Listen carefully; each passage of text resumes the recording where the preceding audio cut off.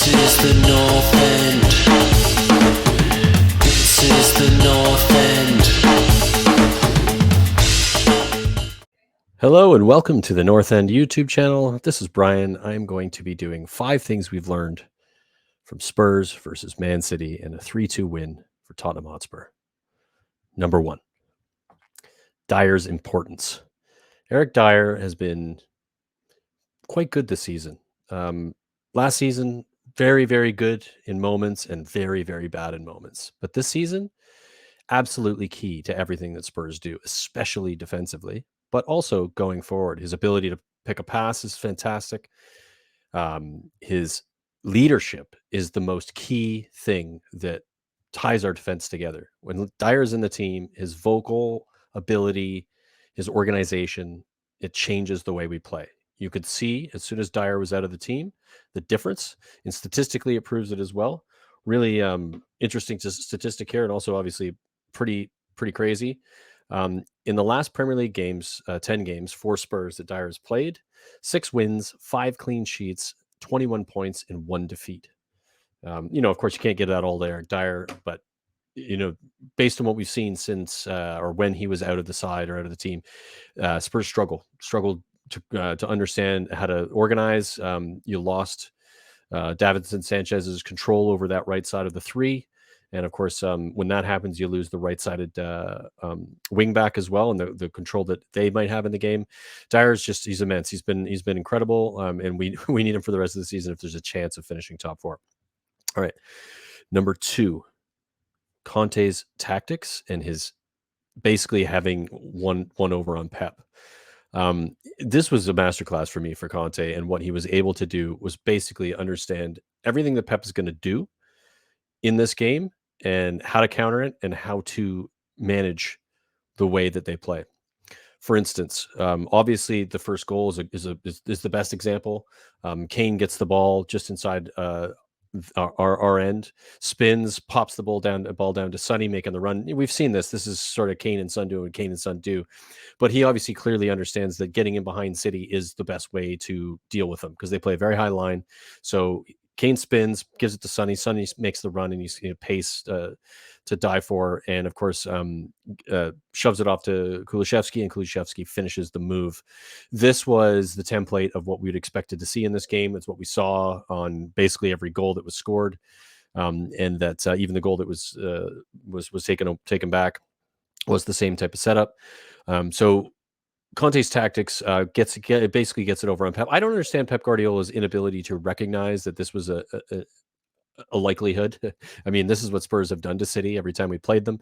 So, maybe it is relatively easy for Conte, but let's just take a quick look at Conte's record against Pep Guardiola, not just in the Spurs, his Spurs manager. Obviously, he's only had the one game, but Pep Guardiola's record against Antonio Conte, he has played 72 games versus him, won 38, drawn 10, and lost 24, with a win percentage or win rate of 52.8%, with a loss rate of 33%. So the rest draws. That is a really strong record that he has against Pep Guardiola. And I think it's just something to do with the styles. I think there's the pragmatic understanding of how to manage that situation really well. We've seen it under Mourinho, or saw a bit of it under Mourinho, but Conte is in his prime, and is unbelievable, the tactics in this game and what he was able to do to ensure victory, or not even just victory, but just to compete and to get chances. And of course, the team had to finish those chances that were created, and we were clinical on the day. Number 3, has to be said, Harry Kane is happy under the new manager. Antonio Conte coming in completely switched Harry Kane on, and gave Harry Kane essentially, from what we saw at the beginning of the season, was an unhappy player ready to leave the club for good reason, understanding that the ambition wasn't matched from the ownership to what he was expecting to get out of the team, and his time came to move on. Fortunately, they according to Pep Guardiola at the beginning of this game, in a press conference, he said they approached Spurs 4 times and were turned down 4 times. So resolute from the ownership and the chairman. So some credit for that, being able to keep him. And I think getting very lucky to some extent that that Nuno Espirito Santo didn't work out, and we did eventually get in Conte. I think had we got Conte initially, none of what happened in the summer would have happened. But we've seen it. We saw Harry Kane in this game, and especially against the team that was in for him and was attempting to try to rope him into playing for him. Um, what a performance. One of the best performances in a Spurs shirt, one of the best performances in the Premier League of any striker. I say striker, but he was also a 10 in this game. His passing was incredible. His finishing was incredible. His leadership was incredible. Everything you'd want to see from a player he had in this game. And the celebrations, I think, are key. His celebration, his smile, the post game press conference with him and Sonny, and it just felt like Kane was back home again. And I think that that is down to Antonio Conte and recognizing that, okay, this is it. This is the ambition I was looking for.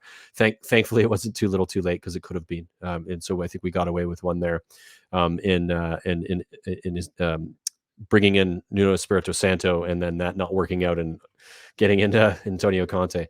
So a wonderful performance from Harry Kane, and Conte and him look, like they've got the same ideas and what they want to do and how they want to be successful. Bentancur. I'm not going to attempt to pronounce it better than that. I hope I got it close enough. Bentancur is the player that Spurs have needed for a long time. A ball playing midfielder post Moussa Dembele. I'm not comparing him to Dembele, but from a functional perspective, does something very similar, and that's transitioning very quickly with very good intent from a defensive position and to an offensive position. His transition is incredible. His passing is incredible. His vision, one touch, very calm on the ball. I think, not to get out of hand with it, but a much better player, I think, than any Spurs fans at the very least thought we were getting. Really impressed with his performance. A little bit sloppy in some of his giving the ball away in some cases, but I don't put too much weight into that. I mean, he's going to have to get used to the pace, and of course, especially the intensity when playing a team like Man City. That is a team that I don't think any new player coming into any team is going to be able to adjust to quickly. So I think he did a good job, and I think especially for some of the goals, Kane's winner, his long ball to Kulishevsky to get the cross into Harry was incredible, and the movement from defense to offense, and credit to Romero and Dyer for giving them the ball in that situation as well. But we haven't had that player in a long time. Harry Winks doesn't do it.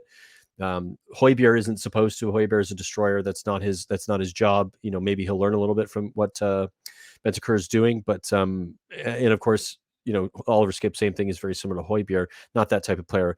Type of player we've been missing. Just sleek, comfortable, visionary, and wonderful performance from him. And I think, like I said, one of the type of player we've been looking for a long time. Final point, and number 5. Spurs are much better against better sides, bigger sides where they don't have to try to break teams down and control the game. This is relatively obvious. I think most people would recognize this. So maybe it being learned isn't, maybe this would have been a point for another top 5. But I just think it's really well pointed out in this game, and the difference between the 2 losses prior with Southampton and Wolves, where Southampton game was much more open. The Wolves game, we had way more of the ball, but they just exploited it, much like we did to City. When we have too much of the ball and need to try to break teams down, we struggle dramatically. It's a massive difference between that and what we've got Burnley on Wednesday. So I hope we can get over that. I hope we can, some of these players, Kulishevsky and Bentancur, can come in and try to find ways to break teams down, moving the ball faster, because we're going to have more of the ball. When we don't have more of the ball, when we have the ability to counterattack, and that's the plan, we're very good and very difficult to play against. We have the players to do it, and especially up top, and that needs to be something that we need to focus on. And then, of course, we need to focus on trying to get in behind. So I think that's the end of my 5 things. So that's the 5 things we learned from Spurs versus Man City. Great result for Tottenham. Long way to go. Obviously, we've got a lot of games to play. like I said, Burnley at midweek, and then we've got Leeds at the weekend, which will be another back and forth between the type of football we need to play. So hopefully Conte will have his best ideas out to be successful for Tottenham. But thank you for watching. Make sure you like and subscribe in the bottom. And cheers for watching. We'll see you soon. Have a good one. This is the North End.